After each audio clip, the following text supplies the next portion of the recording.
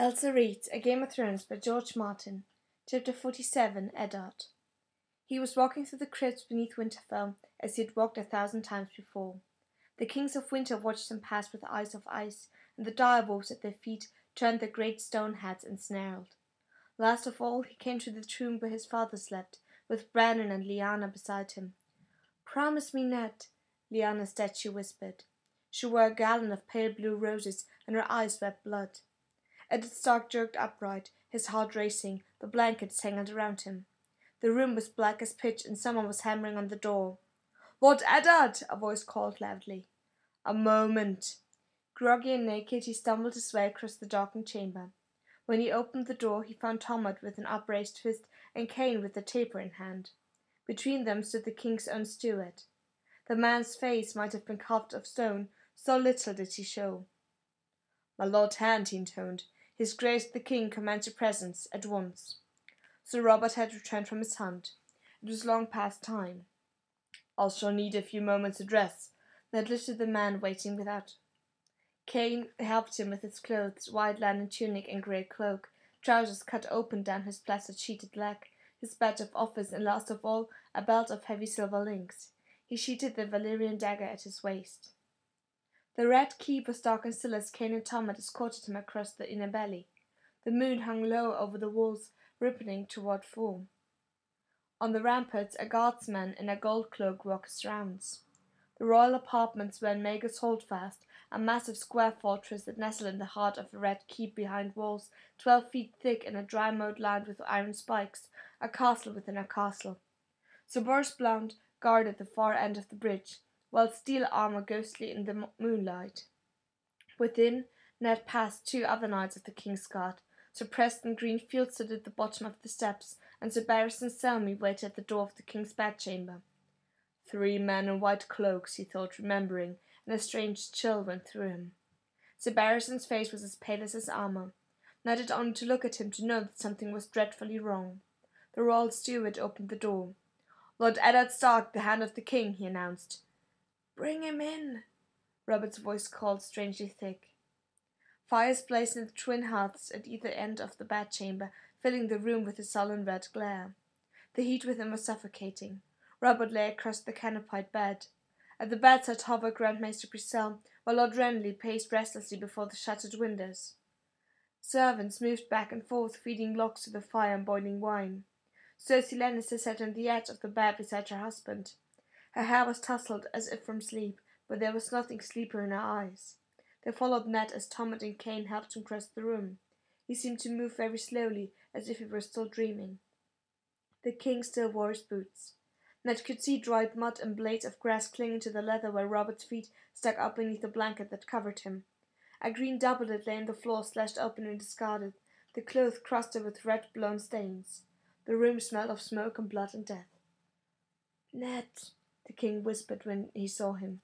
His face was pale as milk. "Come closer." His men brought him close. Ned steadied himself with a hand on the bedpost. He had only to look down at Robert to know how bad it was. "What?" he began, his throat clenched.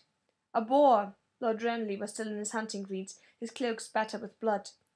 "A devil," the king husked. "My own fault. Too much wine, damn me to hell. Missed my thrust." "And where were the rest of you?" Ned demanded of Lord Renly. "Where was Sir Barristan and the King's Guard?" Renly's mouth twitched. "My brother commanded us to stand aside and let him take the boar alone." Eddard Stark lifted the blanket. They had done what they could to close him up, but it was nowhere near enough. The boar must have been a fearsome thing. It had ripped the king from groin to nipple with its tusks. The wine-soaked bandages that Grandmaster Purcell had applied were already black with blood, and the smell of the wound was hideous. Ned's stomach turned. He let the blanket fall. "Stinks," Robert said. "The stink of death. Don't think I can smell it. Bastard in me goddamn, but I paid him back in kind, Ned." The king's smile was as terrible as his wound, his teeth red. "Drove a knife right through his eye. Ask them if I didn't. Ask them." "Truly," Lord Renly murmured. "We brought the carcass back with us, as my brother commands."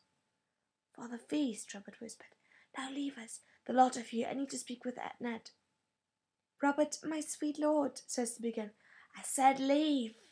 Robert insisted with a hint of his old fierceness. "What a part of that don't you understand, woman?" Cersei gathered up his skirts in her dignity and led the way to the door. Lord Renly and the others followed. Grandmaster Pycelle lingered, his hand shaking as he offered the king a cup of thick white liquid. "The milk of the poppy, your grace," he said. "Drink for your pain." Robert knocked the cup away with the back of his hand. "Away with you! I'll sleep soon enough, old fool! Get out!" Grandmaster Pycelle gave Ned a stricken look as he shuffled from the room. "Damn you, Robert," Ned said when they were alone. His leg was throbbing so badly he was almost blind with pain. Or perhaps it was grief that fogged his eyes. He lowered himself to the bed beside his friend. "Why do you always have to be so headstrong?" "Ah, fuck you, Ned," the king said hoarsely. "I killed the bastard, didn't I?" A lock of matted black hair fell across his eyes as he glared up at Ned. "Ought to do the same for you. Can't leave a man to hunt in peace. So Robert found me. Gregor's head. Ugly thought. Never told the hound. Let Cersei surprise him." His laugh turned to a grunt as a spasm of pain hit him. "Gods of mercy," he muttered, swallowing his agony. "The girl, Daenerys. Only a child, you were right. That's why the god sent the ball, sent to punish me." The king coughed, bringing up blood. "Wrong it was, wrong. Only a girl, Varys Littlefinger. Even my brother. Worthless, no one to tell me no, but you, Ned. Only you." He lifted his hand, the gesture pained and feeble. "Paper and ink. There on the table. Write what I tell you." Ned smoothed the paper out across his knee and took up the quill. "At your command, your grace." "This is the will and word of Robert of House Baratheon, the first of his name, king of the Andals and all the rest. Put in the damn titles, you know how it goes. I do hereby command Eddard of House Stark, Lord of Winterfell and hand of the king, to serve as Lord Regent and Protector of the realm upon my death, to rule in my stead until my son Joffrey does come of age." "Robert, Joffrey's not your son," he wanted to say, but the words would not come. The agony was written too plainly across Robert's face. He could not hurt him more. So Ned bent his head and wrote, but where the king had said "my son Joffrey," he scrawled "my heir" instead. The deceit made him feel soiled. "The lies we tell for love," he thought. "May the gods forgive me." "What else would you have me say?" "Say whatever you need to. Protect and defend. God's all in you. You have the words. Right, I'll sign it. You give it to the council when I'm dead." "Robert," Ned said in a voice thick with grief, "you must not do this. Don't die on me. The realm needs you." Robert took his hand, fingers squeezing hard. "You are such a bad liar, Ned Stark," he said through his pain. The realm knows what a wretched king I've been. Bad as Aerys, the gods spare me." "No," Ned told his dying friend. "Not so bad as Aerys, your grace. Not near so bad as Aerys." Robert managed a weak red smile. "At the least they will say this last thing that I did right. You won't fail me. You'll rule now. You'll hate it worse than I did, but you'll do well. Are you done with the scribbling?" "Yes, your grace." Ned offered Robert the paper. The king scrawled his signature blindly, leaving a smear of blood across the letter. "The seal should be witnessed." Serve the boar at my funeral feast," Robert rasped. "Apple in his mouth, skin seared crisp. Eat the bastard. Don't care if you joke on him. Promise me, Ned." "A promise." "Promise me, Ned," Lyanna's voice echoed. "The girl," the king said. "Daenerys. Let her live. If you can. If it not too late, talk to them. Varys Littlefinger. Don't let them kill her. And help my son, Ned. Make him be better than me." He winced. "Gods have mercy." "They will, my friend," Ned said. "They will." The king closed his eyes and seemed to relax. "Killed by a pig," he muttered. "Ought to laugh, but it hurts too much." Ned was not laughing. "Shall I call them back?" Robert gave a weak nod. "As you will. Gods, why is it so cold in here?" The servants rushed back in and hurried to feed the fires. The queen had gone. That was some small relief, at least. If she had any sense, Cersei would take her children and fly before the break of day, Ned thought. She had lingered too long already. King Robert did not seem to miss her. He bid his brother Renly and Grandmaster Pycelle to stand and witness as he pressed the seal into the hot yellow wax that Ned had dripped upon his letter. "Now give me something for the pain and let me die." Hurriedly, Grand Maester Pisel mixed him another draught of the milk of the poppy. This time the king drank deeply. His black beard was beaded with thick white droplets when he threw the empty cup aside. Will I dream? Ned gave him his answer. You will, my lord. Good, he said, smiling. I will give Lyanna your love, Ned. Take care of my children for me. The words twisted in Ned's belly like a knife. For a moment he was at a loss. He could not bring himself to lie. Then he remembered the bastards, little Bara at her mother's breast, Mia and the Vale, Gendry at his forge, and all the others. I shall guard your children as if they were my own, he said slowly. Robert nodded and closed his eyes. Ned watched his old friend sag softly into the pillows as the milk of the poppy washed the pain from his face. Sleep took him. Heavy chains jangled softly as Grand Maester Priscilla came up to Ned. I will do all in my power, my lord, but the wound is mortified. It took them 2 days to get him back. By the time I saw him, it was too late. I can lessen his grace's suffering, but only the gods can heal him now. How long? Ned asked. By rights, he should be dead already. I've never seen a man cling to life so fiercely. My brother was always strong, Lord Renly said. Not wise, perhaps, but strong. In the sweltering heat of the bedchamber, his brow was slick with sweat. He might have been Robert's ghost as he stood there, young and dark and handsome. He slew the boar. His entrails were sliding from his belly, yet somehow he slew the boar. His voice was full of wonder. Robert was never a man to leave the battleground so long as a foe remained standing, Ned told him. Outside the door, Sir Barristan Selmy still guarded the tower steps. Maester Priscilla has given Robert the milk of the poppy, Ned told him. See that no one disturbs his rest without leave from me. I shall be as you command, my lord, Sir Barristan seemed old beyond his years. I have failed my sacred trust.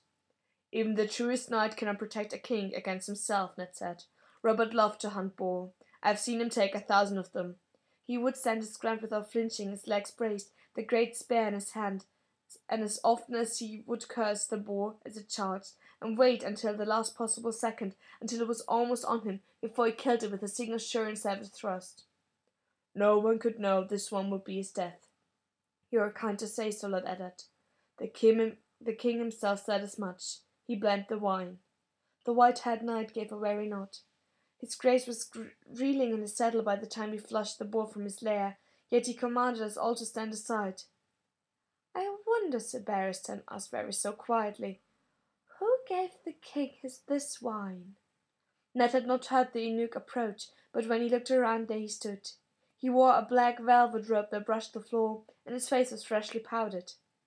The wine was from the king's own skin, Sir Barristan said. Only one skin? Hunting is such thirsty work. I did not keep count, more than one for certainty. His squire would fetch him a fresh skin whenever he required it. Such a dutiful boy, said Varys, to make certain his grace did not lack for refreshment. Ned had a bitter taste in his mouth. He recalled the 2 fair-haired boys Robert had sent chasing after Breastplate's stretcher. The king had told everyone the tale that night at the feast, laughing until he shook. Which squire? The elder, said Sir Barristan, Lancel. I know the lad well, said Varys. A stalwart boy, Sir Kevin Lannister's son, nephew to Lord Tywin and cousin to the Queen. I hope the dear sweet lad does not blame himself. Children are so vulnerable in the innocence of their youth. How well do I remember. Certainly Varys had once been young. Ned doubted that he had ever been innocent. You mentioned children. Robert had a change of heart concerning Daenerys Targaryen. Whatever arrangements you made, I want it unmade, at once. Alas, said Varys, at once may be too late. I fear the spurs are flown, but I shall do what I can, my lord, with your leave. He bowed and vanished down the steps, his soft-soled slippers whispering against the stone as he made his descent. Cain and Tommen were helping Ned across the bridge when Lord Renly emerged from Maegor's holdfast. Lord Eddard, he called after Ned, a moment if you will be so kind. Ned stopped. As you wish. Renly walked to his side. Send your man away. They met in the centre of the bridge, the dry moat beneath them. Moonlight silvered the cruel edges of the spikes that lined its bed. Ned gestured. Tommen and Cain bowed their heads and backed away respectfully. Lord Renly glanced warily at Sir Boros on the far end of the span, at Sir Preston in the doorway behind them. That letter, he leaned close. Was it the Regency? Has my brother named you protector? He did not wait for a reply. My lord, I have 30 men in my personal guard, and other friends beside, knights and lords. Give me an hour, and I can put 100 swords in your hand. And what should I do with 100 swords, my lord? Strike! Know where the castle sleeps. Renly looked back at Sir Boris again and dropped his voice to an urgent whisper. We must get Joffrey away from his mother and take him in hand. Protect or no, the man who holds the king holds the kingdom. We should seize Myrcella and Tommen as well. Once you have the children, Cersei will not dare oppose us. The council will confirm you as Lord Protector and make Joffrey your ward. Ned regarded him coldly. Robert is not dead yet. The gods may spare him. If not, I shall convene the council to hear his final words and consider the matter of the succession, but I will not dishonour his last hours on earth by shedding blood in his halls and dragging frightened children from their beds. Lord Renly took a step back, taut as a bowstring. Every moment you delay gives Cersei another moment to prepare. By the time Robert dies, it may be too late for both of us. Then we shall pray that Robert doesn't die. Small chance of that, said Renly. Sometimes the gods are merciful. The Lannisters are not. Lord Renly turned away and went back across the moat to the tower where his brother lay dying. By the time Ned returned to his chambers, he felt weary and heartsick, yet there was no question of his going back to sleep, not now. When you play the Game of Thrones, you win or you die, Cersei Lannister told him in the Godswood. He found himself wondering if he had done the right thing by refusing Lord Renly's offer. He had no taste for these intrigues, and there was no honour in threatening children, and yet, if Cersei elected to fight rather than flee, he might well have need of Renly's 100 swords, and more besides. I want Littlefinger, he told Cain. If he's not in his chambers, take as many men as you need and search every wine sink and whorehouse in King's Landing until you find him. Bring him to me before break of day. Cain bowed and took his leave, and Ned turned to Tommen. The Wind Witch sails on the evening tide. Have you chosen this court? 10 men with Porther in command. 20, and you will command, Ned said. Porther was a brave man, but headstrong. He wanted someone more solid and sensible to keep watch over his daughters. As you wish, my lord, Tom said. Can't tell, I'll be sad to see the back of this place. I miss the wife. You will pass near Dragonstone when you return north. I need you to deliver a letter for me. Tom looked apprehensive. To Dragonstone, my lord. The island fortress of House Targaryen had a sinister repute. Tell Captain Corlys to hoist my banner as soon as he comes in sight of the island. They may be wary of unexpected visitors. If he is reluctant, offer him whatever it takes. It will give you a letter to place in the hand of Lord Stannis Baratheon. No one else. Not his steward, not the captain of his guard, nor his lady wife, but only Lord Stannis himself. As you command, my lord. When Tommen had left him, Lord Eddard Stark sat staring at the flame of the candle that burned beside him on the table. For a moment his grief overwhelmed him. He wanted nothing so much as to seek out the godswood, to kneel before the hearth tree and pray for the life of Robert Baratheon, who had been more than a brother to him. Men would whisper afterward that Eddard Stark had betrayed his king's friendship and disinherited his sons. He could only hope that the gods would know better, and that Robert would learn the truth of it in the land beyond the grave. Ned took out the king's last letter. A roll of crisp, white parchment sealed with golden wax, a few short words, and a smear of blood. How small the difference between victory and defeat, between life and death. He drew out a fresh sheet of paper and dipped his quill in the inkpot. To his grace, Stannis of House Baratheon, he wrote. By the time you receive this letter, your brother Robert, our king, these past 15 years, will be dead. He was savaged by a boar West Hampstead in the Kingswood. The letter seemed to writhe and twist in the paper as his hand trailed to stop. Lord Tywin and Sir Jaime were not men to suffer disgrace meekly. They would fight rather than flee. No doubt Lord Stannis was wary, after the murder of Jon Arryn, but it was imperative that he sail for King's Landing at once with all his power, before the Lannisters could march. Ned chose each word with care. When he was done, he signed the letter, Eddard Stark, Lord of Winterfell, Hand of the King and Protector of the Realm, blotted the paper, folded it twice, and melted the sealing wax over the candle flame. His regency would be a short one, he reflected as the wax softened. The new king would choose his own hand. Next would be free to go home. The thought of Winterfell brought a wan smile to his face. He wanted to hear Bran's laughter once more, to go hawking with Robb, to watch Rickon at play. He wanted to drift off to a dreamless sleep in his own bed with his arms wrapped tight around his lady, Catelyn. Cain returned as he was pressing the dial sealed down into the soft white wax. Desmond was with him, and between them Littlefinger. Ned thanked his guards and sent them away. Lord Peter was clad in a blue velvet tunic with puffed sleeves, his silvery cape patterned with mockingbirds. I suppose congratulations are in order, he said as he seated himself. Let's gold. The king lies wounded and near to death. I know, Littlefinger said. I also know that Robert is named to protect the realm. Ned's eyes flicked to the king's letter on the table beside him, its seal unbroken. And how is it you know that, my lord? Varys hinted at as much, Littlefinger said, and you have just confirmed it. Ned's mouth twisted in anger. Damn Varys and his little birds. Caitlin spoke truly. The man has some black art. I do not trust him. Excellent, you're learning. Littlefinger leaned forward. Yet why you did not drag me here in the black of night to discuss Varys? No, Ned admitted. I know the secret Jon Arryn was murdered to protect. Robert will leave no true-born son behind him. Joffrey and Tommen are Jaime Lannister's bastards, born of his incestuous union with the Queen. Littlefinger lifted an eyebrow. Shocking, he said in a tone that suggested that he was not shocked at all. The girl as well, no doubt, so when the king dies, the throne by rights passes to Lord Stannis, the elder of Robert's two brothers. Lord Peter stroked his pointed beard as he considered the matter. So it would seem, unless, my lord, there is no seeming to this. Stannis is the heir. Nothing can change that. Stannis cannot take the throne without your help. If you're wise, you'll make certain Joffrey succeeds. Ned gave him a stony stare. Have you no shred of honour? Oh, a shred, surely, Littlefinger replied negligently. Hear me out. Stannis is no friend of yours, nor of mine. Even his brothers can scarcely stomach him. The man is iron-hard and unyielding. He gives us a new hat and a new counsel for certainty. No doubt he'll thank you for handing him the crown, but he won't love you for it.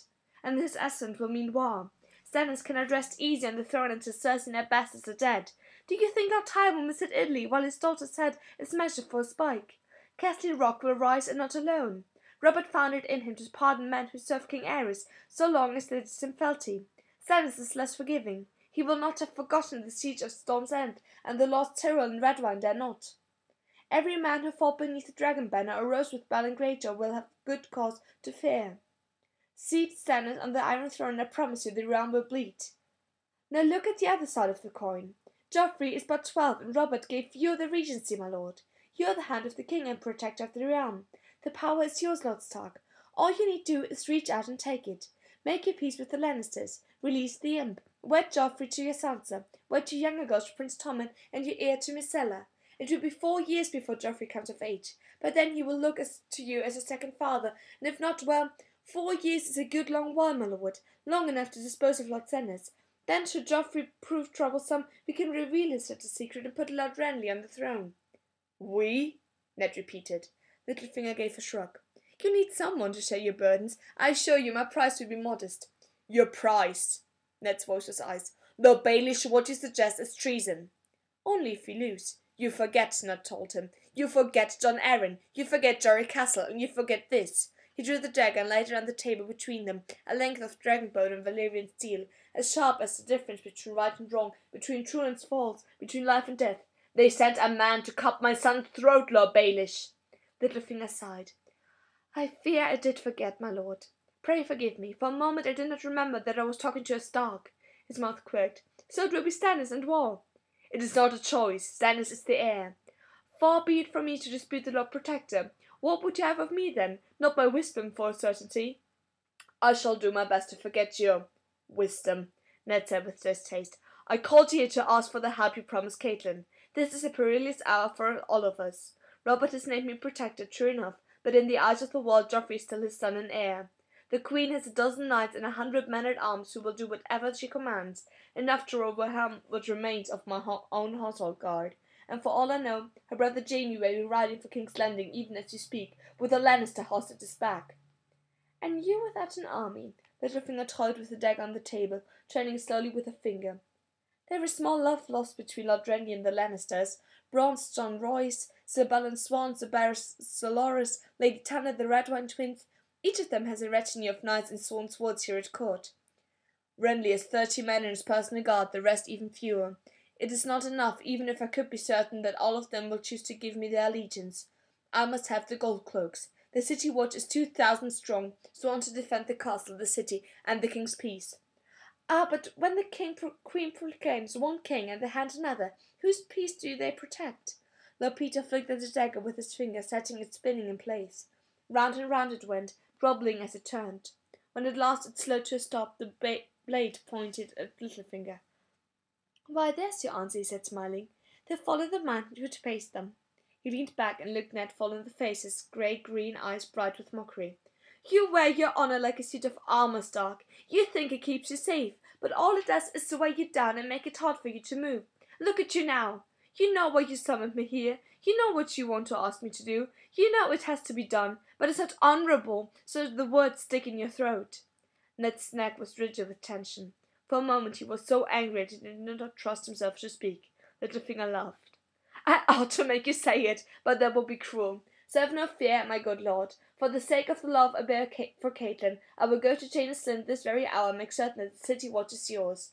6,000 gold pieces should do it. A third for the commander, a third for the officers, a third for the men. You might be able to buy them for half that much, but I prefer not to take chances." Smiling, he plucked up the dagger and offered it to Ned, held first.